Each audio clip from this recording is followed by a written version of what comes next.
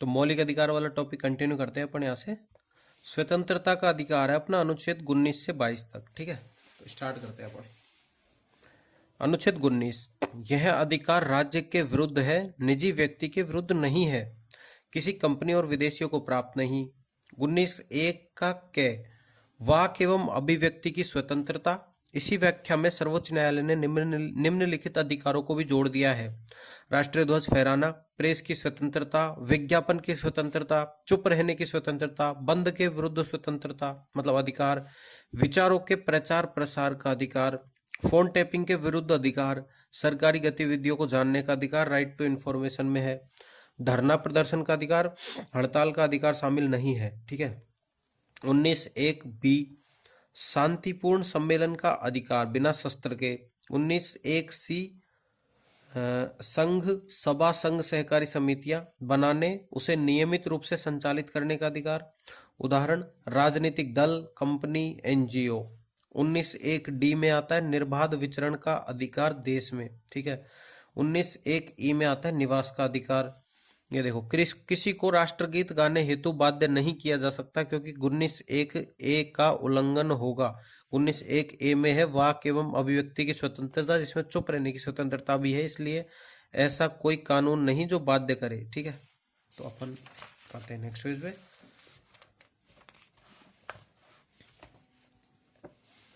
19(1)(f), संपत्ति का अधिकार। 44वें संविधान संशोधन द्वारा इसे हटा दिया गया।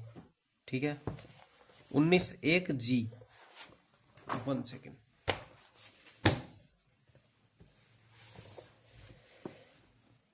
19(1)(g), आजीविका का अधिकार, धंधा पानी। ठीक है।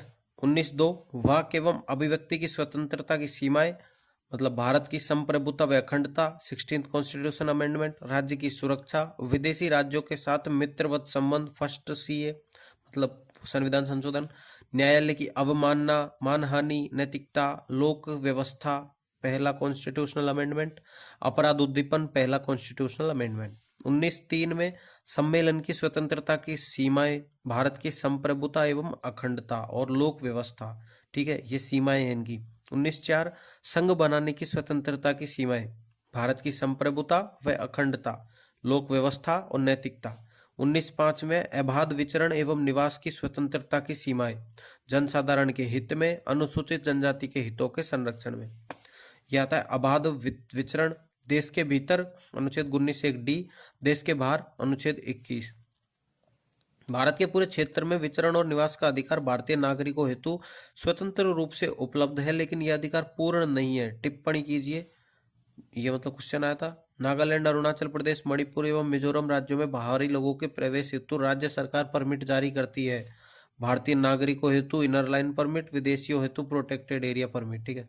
19(6) में आता है आजीविका की स्वतंत्रता की सीमाएं, जनसाधारण के हित में वेश्यावृत्ति, नशीले पदार्थ लाइसेंस द्वारा नियमन पर प्रतिबंध, अनैतिक कृत्य पर प्रतिबंध, पेशेगत या तकनीकी योग्यता की अनिवार्यता, राज्य किसी उद्योग या सेवा को स्वयं के लिए आंशिक या पूर्ण रूप से आरक्षित रख सकता है। ठीक है, ये मेंस के लिए है। Topic first, internet shutdown. इसके तहत डिजिटल संचार को उद्देश्यपूर्ण ढंग से बाधित किया जाता है।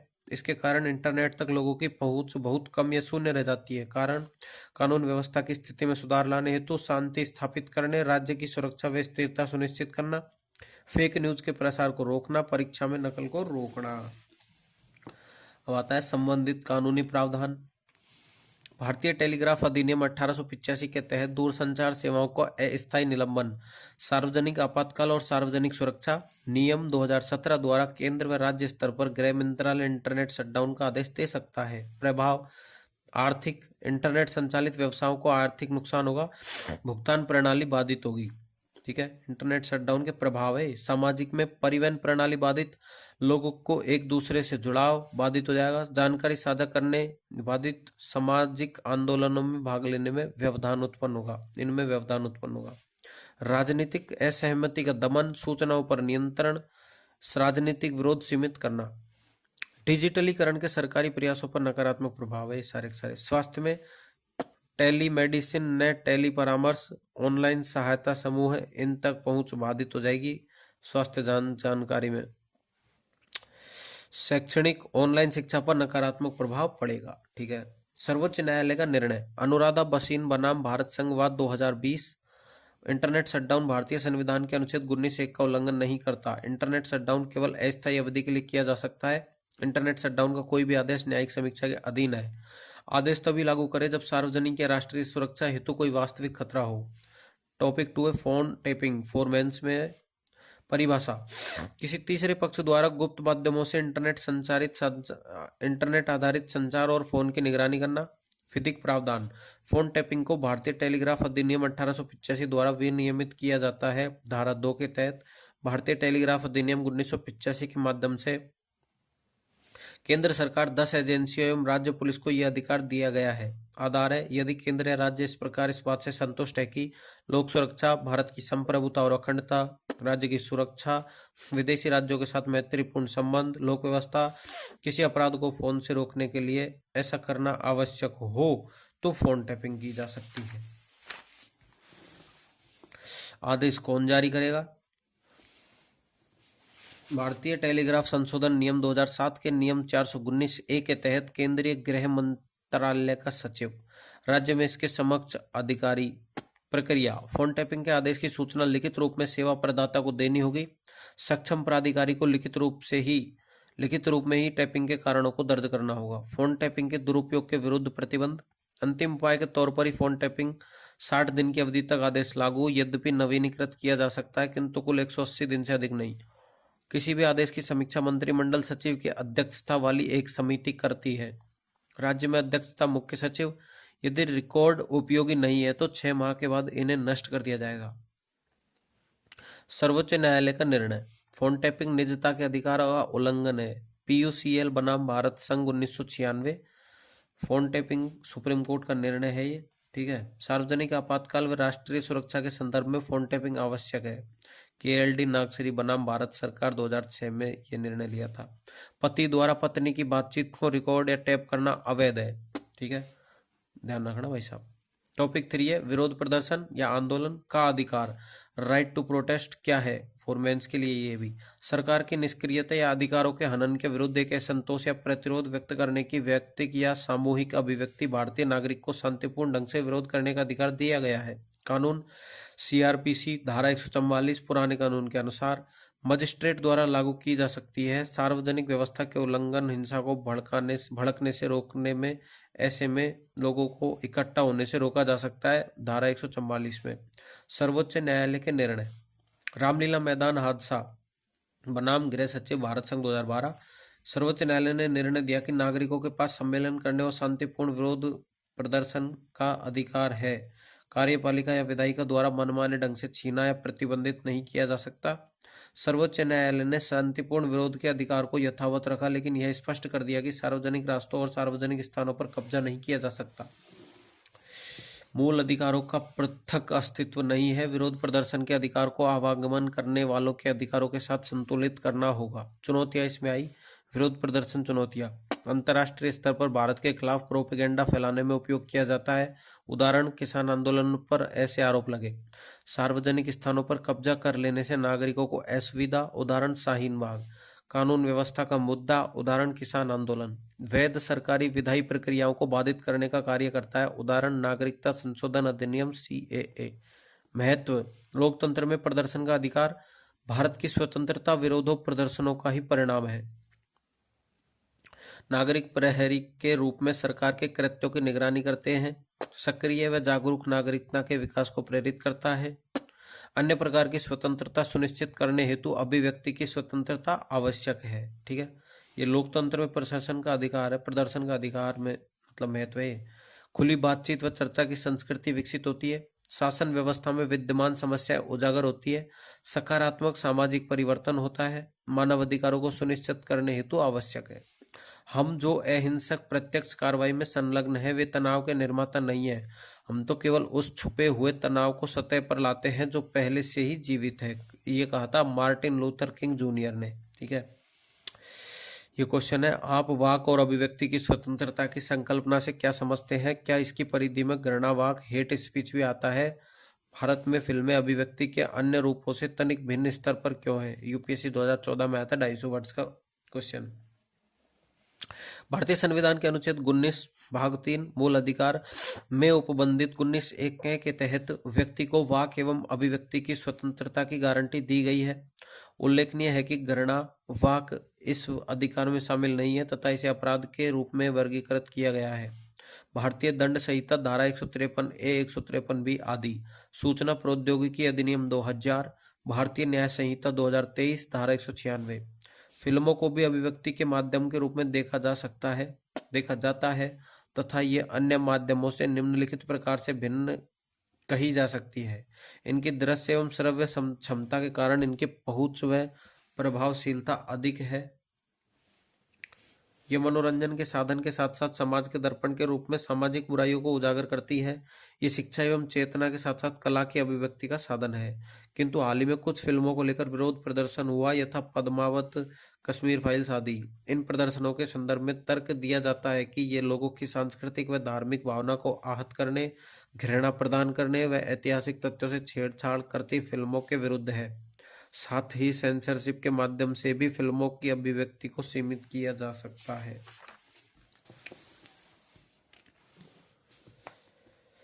यद्यपि सर्वोच्च न्यायालय के अनुसार अभिव्यक्ति की स्वतंत्रता के तहत फिल्म रिलीज का अधिकार यथावत है यदि फिल्म का कथानक, फिल्मांकन आदि का राष्ट्रीय सुरक्षा, लोक व्यवस्था आदि के संबंध में नकारात्मक रवैया नहीं है। यदि इनके उल्लंघन की पर्याप्त पुष्टि होती है तो प्रतिबंध लगाए जा सकते हैं। निष्कर्षतः एक प्रगतिशील लोकतांत्रिक समाज में व्यक्ति की अभिव्यक्ति की स्वतंत्रता को सुनिश्चित किया जाना अत्यधिक महत्वपूर्ण है।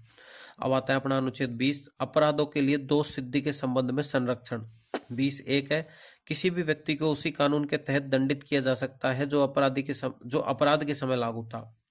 अर्थात आपराधिक कानून का भूतलक्षी क्रियान्वयन नहीं किया जा सकता। No ex post facto law. ठीक है, यदि आरोपी व्यक्ति अपनी इच्छा से स्वयं के विरुद्ध साक्ष्य देने हेतु तैयार हो तो यह अनुच्छेद 20(3) का उल्लंघन नहीं होगा। नागरिक कानून सिविल लॉ का भूतलक्षी क्रियान्वयन किया जा सकता है। 20(2) दोहरी क्षति नहीं, नो डबल जियोपार्डी। एक अपराध के लिए किसी भी व्यक्ति को 2 बार सजा नहीं दी जा सकती, यद्यपि विभागीय कार्यवाही पृथक से की जा सकती है। 20(3) में किसी भी आरोपी व्यक्ति को स्वयं के विरुद्ध गवाही देने के लिए बाध्य नहीं किया जा सकता। No self incrimination.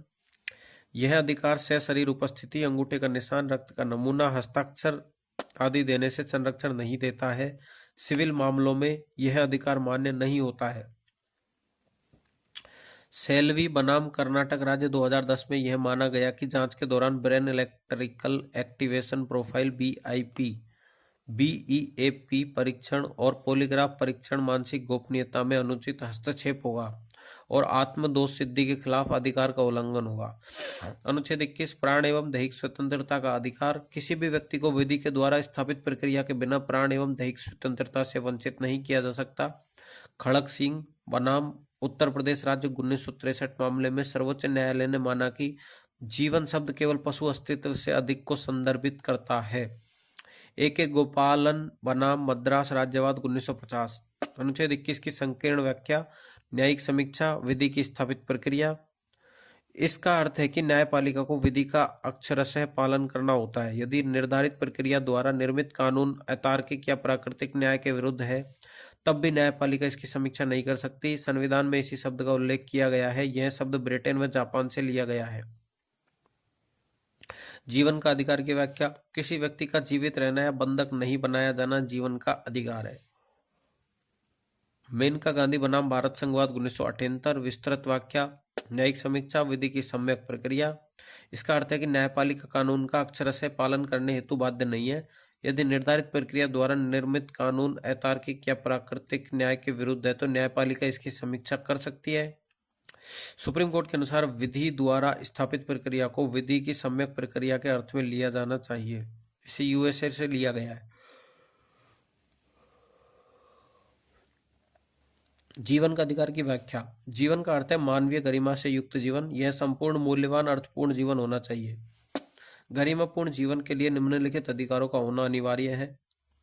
मानवीय प्रतिष्ठा के साथ जीने का अधिकार, स्वच्छ पर्यावरण, प्रदूषण रहित जल व वायु, हानिकारक उद्योगों का अधिकार, जीविकोपार्जन का अधिकार, निजता का अधिकार, आश्रय का अधिकार, स्वास्थ्य का अधिकार, 14 वर्ष से कम आयु तक निःशुल्क शिक्षा का अधिकार, निःशुल्क कानूनी सहायता का अधिकार, एकांत कारावास के विरुद्ध अधिकार। त्वरित सुनवाई का अधिकार, हथकड़ी लगाने के विरुद्ध अधिकार, अमानवीय व्यवहार के विरुद्ध अधिकार, देर से फांसी के विरुद्ध अधिकार, विदेश यात्रा करने का अधिकार, बंधुआ मजदूरी के विरुद्ध अधिकार, हिरासत में शोषण के विरुद्ध अधिकार, आपातकालीन चिकित्सा सुविधा का अधिकार, सरकारी अस्पतालों में समय पर उचित इलाज का अधिकार, राज्य के बाहर न जाने का अधिकार, निष्पक्ष सुनवाई का अधिकार, कैदी के लिए जीवन की मूलभूत आवश्यकताओं का अधिकार, महिलाओं के साथ आदर व सम्मानपूर्ण व्यवहार का अधिकार, सार्वजनिक फांसी के विरुद्ध अधिकार, पहाड़ी क्षेत्र में मार्ग का अधिकार, सूचना का अधिकार, प्रतिष्ठा का अधिकार, सजा के फैसले पर अपील का अधिकार, सामाजिक सुरक्षा व परिवार की सुरक्षा का अधिकार, सामाजिक व आर्थिक न्याय एवं सशक्तिकरण का अधिकार, बेड़ियों के खिलाफ अधिकार, उचित जीवन बीमा पॉलिसी का अधिकार, सोने नींद का अधिकार, ध्वनि प्रदूषण से मुक्ति का अधिकार, संधारणीय विकास का अधिकार, अवसर का अधिकार, अपनी पसंद के व्यक्ति से विवाह करने का अधिकार, गरिमा के साथ मरने का अधिकार, निष्क्रिय इच्छा मृत्यु बंद है। अनुच्छेद 14, 19, 21 के संयोजन को स्वर्णिम त्रिभुज के रूप में जाना जाता है। भारत का संविधान अत्यधिक गतिशीलता की क्षमताओं के साथ एक जीवंत यंत्र है। यह प्रगतिशील समाज के लिए बनाया गया एक संविधान है। जीवन के अधिकार एवं व्यक्तिगत स्वतंत्रता के अधिकार में हो रहे निरंतर विस्तार के संदर्भ में उदाहरण सहित व्याख्या कीजिए। यूपीएससी 2023 में आया था। टॉपिक 1, निजता का अधिकार। न्यायमूर्ति के.एस. पुट्टस्वामी बनाम भारत संघ 2017। सुप्रीम कोर्ट की 9 सदस्यों की पीठ ने सर्वसम्मति से यह निर्णय दिया कि गोपनीयता का अधिकार राइट टू प्राइवेसी अनुच्छेद 21 के तहत जीवन और व्यक्तिगत स्वतंत्रता का एक अभिन्न अंग है। न्यायालय ने कहा कि गोपनीयता मानव गरिमा, डिग्निटी और स्वायत्तता ऑटोनॉमी का एक अनिवार्य पहलू है। न्यायालय ने गोपनीयता के निम्न पहलू बताए: शारीरिक स्वायत्तता, बॉडीली ऑटोनॉमी, सूचनात्मक गोपनीयता, इंफॉर्मेशनल प्राइवेसी, व्यक्तिगत निर्णय लेने का अधिकार जिसमें राज्य का अनावश्यक हस्तक्षेप नहीं होना चाहिए। हालांकि अदालत ने इसे एक मौलिक अधिकार के रूप में मान्यता दी, पर यह भी स्पष्ट किया कि यह अधिकार पूर्ण नहीं, नॉट एब्सोल्यूट, इसे कुछ परिस्थितियों में सीमित किया जा सकता है। गोपनीयता पर प्रतिबंध के लिए 3 स्तरीय परीक्षण 3-fold टेस्ट करवाए गए। कानून द्वारा स्थापित लेगलिटी प्रतिबंध किसी वैध कानून के अंतर्गत होना चाहिए। आवश्यक वैध राज्य उद्देश्य, नेसेसिटी लेजिटिमेट स्टेट एम, राज्य का उद्देश्य स्पष्ट और जायज होना चाहिए। अनुपातिक प्रोपोर्शनलिटी प्रतिबंध उद्देश्य की प्राप्ति के लिए आवश्यक और उचित सीमा में होना चाहिए। निजता के अधिकार पर उच्चतम न्यायालय के नवीनतम निर्णय के आलोक में मौलिक अधिकारों के विस्तार का परीक्षण कीजिए। यूपीएससी 2017 में आया था 250 वर्ड्स में। Topic 2, right to die. P Rathinam बनाम भारत संघ 1994। सुप्रीम कोर्ट ने कहा कि अनुच्छेद 21 के अंतर्गत मृत्यु का अधिकार राइट टू डाई शामिल है। न्यायालय ने भारतीय दंड संहिता की धारा 309 आत्महत्या का प्रयास को असंवैधानिक घोषित कर दिया। ज्ञान कौर बनाम पंजाब राज्य 1996। 5 न्यायाधीशों की पीठ ने पी रथिनम के फैसले को अवरोधित ओवररूल कर दिया। अदालत ने स्पष्ट किया कि अनुच्छेद 21 में मृत्यु का अधिकार शामिल नहीं है। हालांकि न्यायालय ने यह भी कहा कि जीवन जीने का अधिकार, राइट टू लाइफ में गरिमा में मृत्यु, डिग्निफाइड डेथ और सम्मानजनक मृत्यु प्रक्रिया, डिग्निफाइड प्रोसेस ऑफ डाइंग का अधिकार शामिल है।